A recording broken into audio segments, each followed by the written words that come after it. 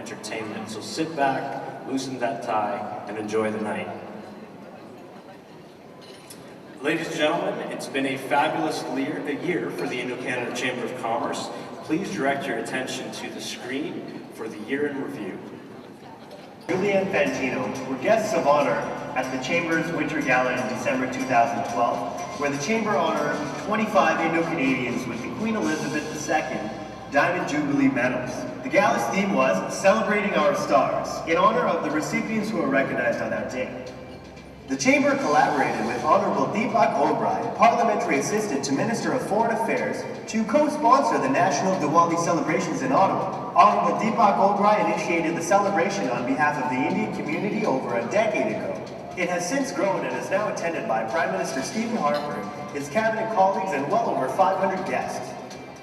Interactions between the ICCC and Government of India's ministers and officials continue to pace. The Chamber welcomed the incoming High Commissioner from India, His Excellency Nirmal Verma, in January this year. The Chamber will continue to work closely with him and his team in Ottawa and the Consul Generals in Toronto and Vancouver.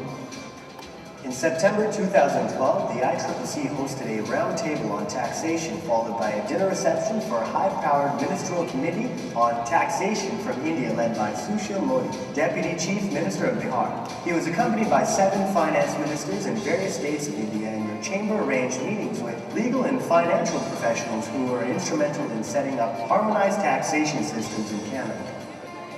The Chamber co-hosted a dinner reception for the Speaker of India's Lok Sabha, Honourable Meera Kumar, in October 2012, which was attended by over 250 guests. The Chamber continued to expand its activities to the mining sector. It organized several events, including the first ever Canada-India Mining Forum, where both the federal and provincial governments and leading institutions from India, such as the Yes Bank, participated. The ICCC attended a roundtable on mining in Thunder Bay, which comprised of several leading organizations in the mining industry. It also hosted the Secretary of Mines, Government of India, Mr. Khwaja, along with his 50-member delegation during his visit to the PDAC conference in Toronto. The Chamber also created history by launching the Women Entrepreneur and Professionals Committee. This committee quickly organized 3 events, including one on International Women's Day, and signed up over 150 new members. The Business Development Committee also launched this year under the able leadership of Mike Mehta, spearheaded the successful India mission effort. The Young Professionals Committee, under the new leadership of Avro Gomez, and initiated the 2013 Mentorship Program. The IT Committee, led by Jagdish Bajaj, successfully launched a new web-based membership management software and has brought much-needed changes to the back-office operations of the Chamber. It has also held a roundtable with Som Mittal, President of NASCOM, on his visit to Toronto. The Chamber's councils operating across Canada continue to do well. The Montreal chapter organized an engaging roundtable discussion on the new ICCC initiative titled The Future Agenda of Canada-India Partnership, Unlocking the Full Potential.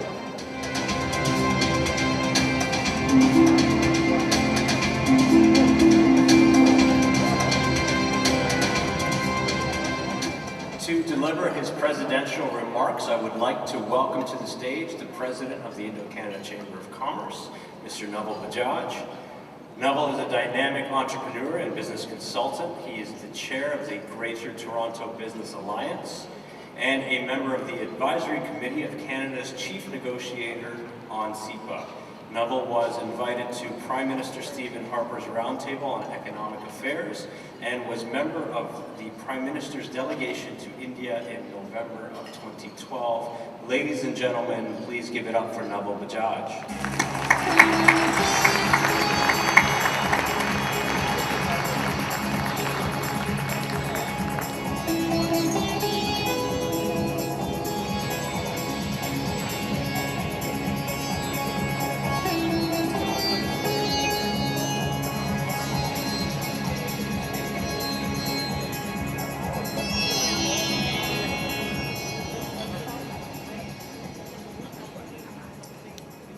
Good evening, friends. Welcome to the Indo-Canada Chamber of Commerce Annual Award and Gala Night. This evening, we celebrate the achievement of the distinguished individuals. Their achievement have been recognized by our advisory board. Since their inceptions 20 years ago, our award have come to symbolize the best the Indo-Canadian community has to offer to Canada, to India, and to the world. In these 2 decades, we have recognized over 200 individuals, from entrepreneurs to professionals, from innovators to corporate executives, and from dedicated philanthropists to bright young leaders. Our award winners make an enormous contribution to the fabric of the Canadian society, and we are proud of them. Like many of you in this hall, today our journey started 36 years ago. It has been a transformational experience. In these 3.5 decades, our reach and depth has gained momentum, and we take a pride in the range of initiatives that the organization have taken. Our overarching aim is, of course, to foster the bilateral trade, and the ICCC plays a vital role in this regard. But the ICCC does much more. We assist newcomers in their settlement, hereby providing opportunities to liaise with our members. We reach out to other like-minded ethnic organizations. We provide mentoring opportunities. In effect, we create pathways to Canadian citizens and participation. We have grown from being an umbrella organization of the Indian diaspora to become a business organization that is the voice of small business. Along the way, we have welcomed and continue to welcome the growing band of India Watchers. Our 2 featured speakers, the Honorable John Baird and the Premier Wayne, fall into this category. We thank them for their presence here tonight and look forward to their remarks.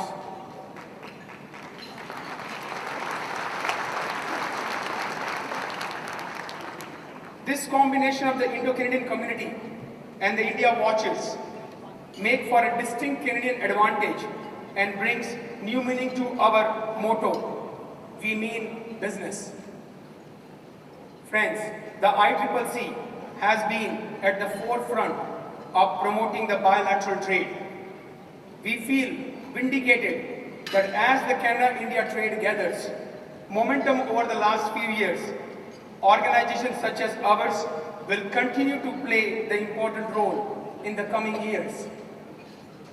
I like to use the analogy of an aircraft that steadily cruises on the runway before it suddenly takes off. Trade between Canada and India is at present cruising along the runway.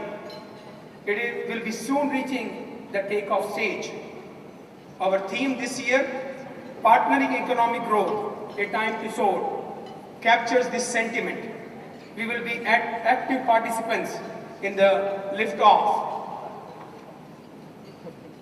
Friends, we have focused our energies to reach out to the cities in Canada to help small businesses in the cities to take the advantage of globalization. Earlier this year, I led one of the largest trade missions to India. More than 100 Canadian small businesses participated in the mission. The mayors of Brampton and Markham accompanied us. We visited 8 cities across India and organized close to 40 business events in 2 weeks. The highlight of the mission was our participation in the Vibrant Gujarat 2013 Summit, where Canada was the partner country and our chamber was the partner organization. The mission created many opportunities for the Canadian small businesses to explore the Indian market and network with the potential partners. It gave our partners cities a branding platform to project their advantages to the Indian investors. In addition to the trade mission to India, we are also working on the reverse trade mission of the Indian companies to Canada.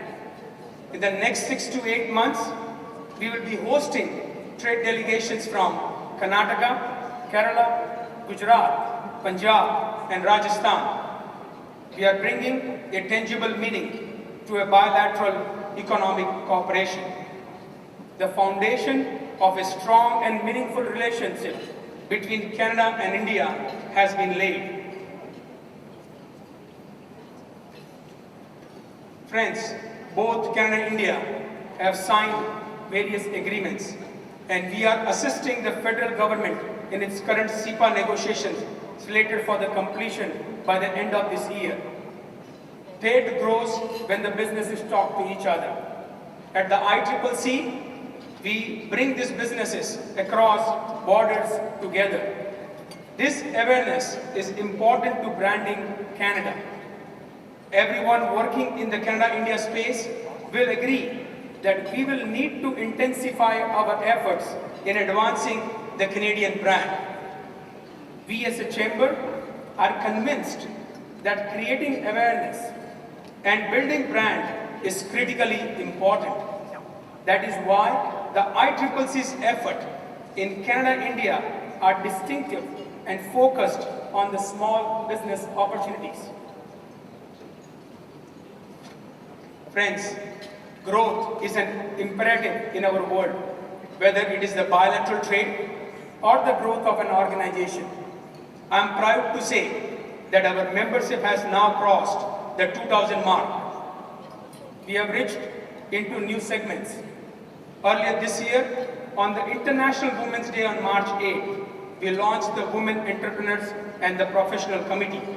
And in a couple of months, the new committee recruited nearly 200 members. Our youth wing, the Young Professional Committee, has built linkages with the multicultural youth organizations and organized the programs that have been well received. The youth is our future, and as an institution, if we have to grow and remain relevant, we must continue to engage our future leaders. I stand today before you as the 25th president of a 36-year-old organization. I'm of the view that we have completed the first phase of our journey. It was the phase of creation and survival. It was a difficult period. I'm aware that this journey would have not been possible without the support and the encouragement of everyone who is present in the room today, and our supporters and well-wishers across Canada. The next phase of our journey begins now. The phase of consolidation and growth. The phase will have its own challenges, but I am confident that we will succeed. We will grow because of the support we get from our members, our sponsors, and our stakeholders. On behalf of the Indo-Canada Chamber of Commerce, I thank all of you for your continued support. Thank you. Stronger and will benefit businesses in both countries. I will now call upon Geeta Ramesh, ICCC's Director for Council Operations, to introduce Minister John Baird, our chief guest for the evening.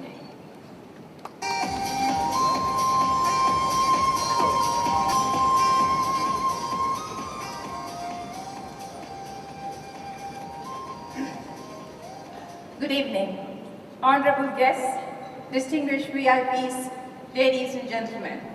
It's indeed a great privilege to welcome our Honorable Minister John Baird to the annual gala of ICCC.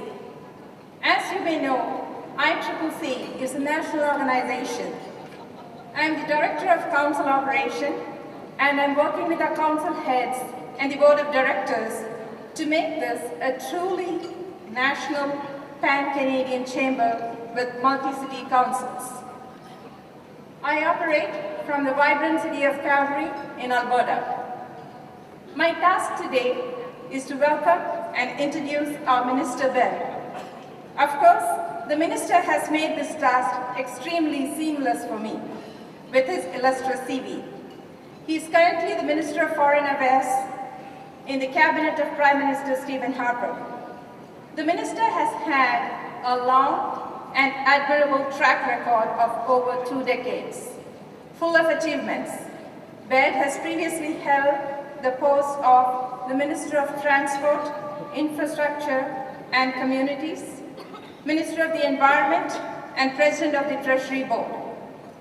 Prior to entering the federal politics, he was a provincial politician serving in the Legislative Assembly of Ontario from 1995 to 2005. As the Cabinet Minister of the Progressive Conservative government of Mike Harris and Ernie Eves, serving as the Minister for Children, Community and Social Services, Energy and Francophone Affairs. We here at ICC are extremely happy that as the Minister of Foreign Affairs, you took time to visit India. And just last year, you met with your counterpart, Mr. S.M. Krishna, Minister of External Affairs. During this visit, the Minister had discussed bilateral relations and also completely underscored Canada's deep commitment to the negotiations towards Canada-India Comprehensive Economic Partnership Agreement and the administrative arrangements to the Nuclear Cooperation Agreement. On this occasion, he said, and I quote, "India is an important strategic partner for Canada in the areas of food and energy security, education, infrastructure, and development." Minister also met with Mr. Shinde, Minister of Home Affairs, and Mr. Sivashankar Menon, National Security Advisor in India, to whom he conveyed Canada's commitment to increasing our trade and people-to-people link with India. I'm also happy to say here that the Minister participated in the official opening of the new office of the Consul General of Canada in Mumbai, India. We are sure, sir, with your leadership, the trade relations between Canada and India will lead to new opportunities, resulting in stronger economies in both the countries. Ladies and gentlemen, on your behalf and on behalf of ICCC, I take this opportunity to welcome John Baird, Minister of Foreign Affairs. Thank you. Thank you very much. Thank you very much for that warm introduction. I'm from Ottawa. I'm a member of Parliament representing a West End riding in Ottawa, and I was flying here to be with you tonight. Would you like to hear the story of what happened to me at the airport? Yes? Well, I arrived. I was patiently waiting at the luggage carousel for my luggage, and I could see a couple. They were about 65 or 70, and they clearly recognized me. The wife looked to her husband and was talking to him, and pointed to me and talked to him again, pointed to me, and she obviously recognized me, knew who I was, and she came over to say hello. She said, "I know who you are. I've seen you on TV. I see you in the House of Commons, and you are such a great minister. You're doing such a great job. You are so smart. You could be Prime Minister of Canada one day." And then, you know, she looked at me, looked at her husband, and said something to me that I'll never forget. She said, "Honey, I'd like to introduce you to Jason Kenney."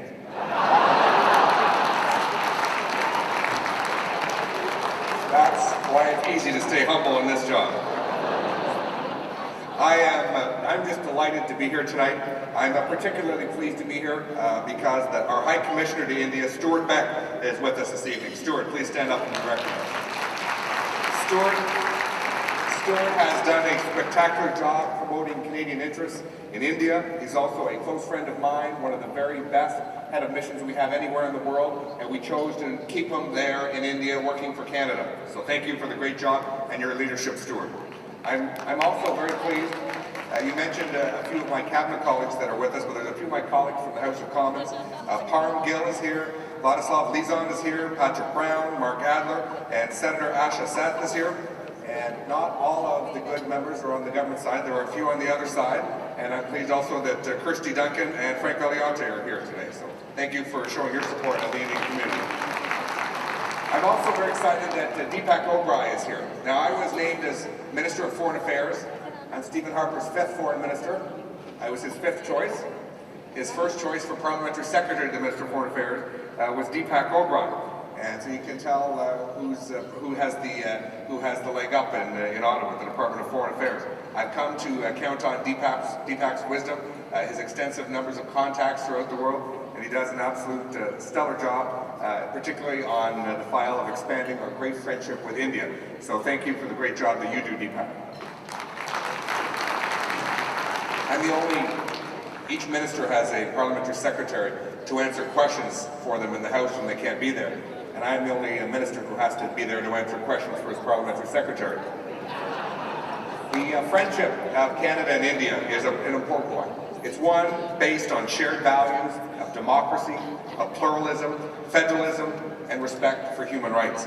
It's a friendship that 1 million Canadians of Indian descent have strengthened. And it's a friendship that has grown in no small measure because of the ICCC's efforts to connect businesses in the two countries. But the Canada-India friendship is also one of unrealized potential.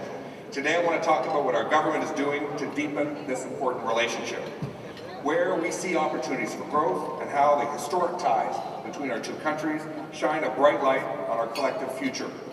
Let's start by looking at what our government has done and is doing to grow trade between Canada and India. As you know, our government's #1 priority is jobs, growth, and economic prosperity. Our ambitious pro-trade agenda is opening new markets and creating opportunities for Canadian businesses, which means we need to forge closer ties with India. Canada and India have so much to offer the world. We have done so much in the past with each other, and so we have so much to offer each other. And if the last year is a sign of things to come, we have a very bright future ahead of us. 6 months ago, Prime Minister Stephen Harper paid his 2nd visit to India, and as a sign of just how much India means to Canada, the Prime Minister spent more time there than anywhere else. Indeed, it was his longest official visit since becoming Prime Minister more than 7 years ago. It was also, in my judgment, his most productive. We have what India needs. We have what India needs to fuel its rapid growth: energy, agriculture, infrastructure, and higher education. Under the Prime Minister's leadership, we're starting to deliver in these areas. Take a look at the Nuclear Cooperation Agreement. It buries close to 40 years of troubled nuclear history, and more importantly, this agreement expands nuclear commerce between our two countries. With Canada emerging as an energy superpower, we value Indian investment in natural resources and energy. On this same visit, Prime Ministers Harper and Singh tasked officials with developing an action plan to do 3 things. 1, to promote research. 2, to facilitate academic and industrial exchanges.